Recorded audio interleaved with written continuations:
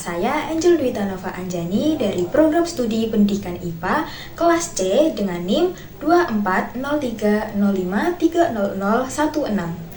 Video ini saya buat untuk memenuhi tugas UTS pada mata kuliah Psikologi Pendidikan. Setelah mempelajari buku Educational Psychology, saya merasa tertarik pada bab yang ke-6, yaitu bab Learners Who Are Exceptional, yang membahas mengenai anak berkebutuhan khusus.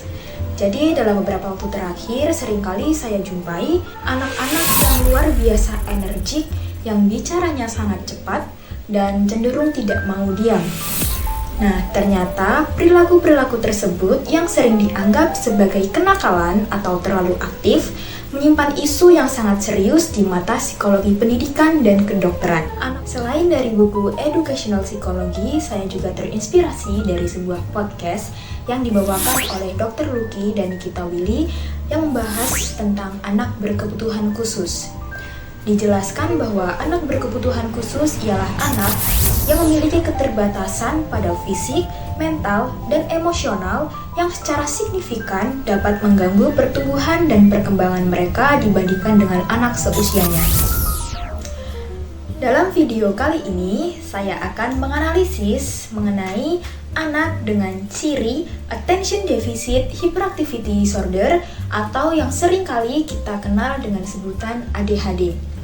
Kita akan membahas dan menganalisis kasus ini sesuai dengan materi yang terdapat di dalam buku Educational Psychology, sekaligus merenungkan apa peran kita sebagai seorang calon pendidik dalam menghadapi anak-anak ini. Hal pertama yang harus dipahami adalah bahwa ADHD bukanlah kenakalan dan anak yang aktif belum tentu ADHD. Dokter spesialis anak menegaskan bahwa anak pada usia 2 hingga 3 tahun yang aktif berlarian dan mengeksplorasi adalah hal yang normal karena mereka sedang mengembangkan kemampuan baru yang mereka miliki. ADHD baru bisa didiagnosis setelah anak berusia 4 tahun. Dan ADHD harus secara signifikan menunjukkan 3 karakteristik utama yang melemahkan bagi perkembangan anak. Yang pertama adalah hiperaktivitas, yang kedua impulsivitas, dan yang ketiga inatensi. Karakteristik hiperaktivitas dan impulsivitas ditunjukkan pada anak yang selalu bergerak, sulit untuk duduk tenang, sering memotong pembicaraan, dan bertindak tanpa berpikir terlebih dahulu. Kemudian, untuk karakteristik inatensi ditunjukkan dengan anak yang mudah sekali bosan setelah beberapa menit melakukan kegiatan, dan memiliki kesulitan besar untuk mempertahankan perhatiannya pada suatu tugas. Studi mengatakan bahwa puncak ketebalan korteks prefrontal pada anak ADHD mengalami keterlambatan 3 tahun dibandingkan dengan anak seusianya. Jadi ADHD ini merupakan masalah pada perkembangan neurologisnya, bukan pada masalah moral. Studi refleksi kritis dimulai dari sikap kita sendiri. Saat kita menjumpai anak dengan sikap yang impulsif, seringkali kita tergoda untuk melabeli mereka sebagai anak nakal atau anak bandel. Tapi sebagai seorang calon pendidik, kita juga harus tahu batasan kita, bahwasanya ADHD merupakan gangguan yang termasuk dalam klasifikasi psikiatri dan tidak dapat didiagnosis oleh tim sekolah, karena diagnosis ini memerlukan evaluasi dari spesialis seperti dari psikiater anak. Peran utama kita adalah empati dan penerimaan. Dalam podcast mengingatkan kita bahwa orang tua seringkali mengalami fase penolakan dan kemarahan sebelum bisa menerima kondisi anaknya. Kita harus menjadi support system bagi mereka untuk mencapai fase penerimaan. Karena setiap keterlambatan dalam terapi setelah diagnosis secara signifikan dapat menurunkan efektivitas intervensi di masa depan. Kita harus berhati-hati tentang melabeli anak dengan kebutuhan khusus. Jangan sampai label itu menjadi penjelasan tunggal untuk setiap permasalahan belajar mereka. Label adalah deskriptif, bukan berarti alasan yang tidak dapat diubah. Fokus kita adalah pada kondisi terbaik untuk meningkatkan pembelajaran mereka. Lalu, secara praktis, Bagaimana sikap harian seorang guru dalam kelas inklusi?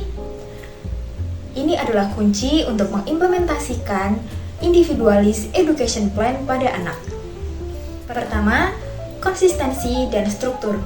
Anak ADHD sangat terbantu oleh rutinitas yang konsisten dan lingkungan belajar yang terstruktur. Hal ini sangat membantu mereka untuk mengatur diri, mengingat mereka memiliki kesulitan dalam fungsi eksekutif. Kedua, komunikasi jelas dan segera. Sikap kita harus eksplisit. Ulangi dan sederhanakan instruksi, serta berikan umpan balik yang positif untuk setiap kemajuan. Sikap yang tegas tetapi tidak marah juga sangat penting untuk meregulasi sikap impulsif mereka. Yang ketiga, akomodasi fleksibel. Berikan mereka peluang untuk bergerak selama mereka tidak mengganggu orang lain. Kita harus membiarkan anak dengan ADHD mencari cara mereka sendiri untuk dapat fokus. Keempat, memecah tugas. Tugas yang panjang harus dibagi menjadi beberapa segmen yang lebih pendek. Sikap kita harus suportif, yaitu dengan membantu mereka mengorganisasikan tugas, seperti membuat list apa saja yang harus dilakukan atau memecah proyek. Pada dasarnya, sikap kita adalah memastikan bahwa mereka mendapatkan kesempatan yang sama untuk belajar. Hal ini menjadi tantangan bagi seorang guru dalam menyeimbangkan kebutuhan mereka dengan kebutuhan siswa lainnya di kelas reguler. Jadi, di setiap perilaku nakal atau bandel, sebenarnya ada potensi besar yang menunggu untuk dioptimalkan. Tugas kita bukan melabeli mereka, melainkan memberikan dukungan. Mari kita menjadi bagian dari komunitas yang mendukung, yang memaksimalkan potensi anak spesial maupun anak tipikal untuk dapat menjadi diri mereka seutuhnya. Sekian video yang dapat saya sampaikan, banyak kurang dan salahnya saya mohon maaf. Terima kasih.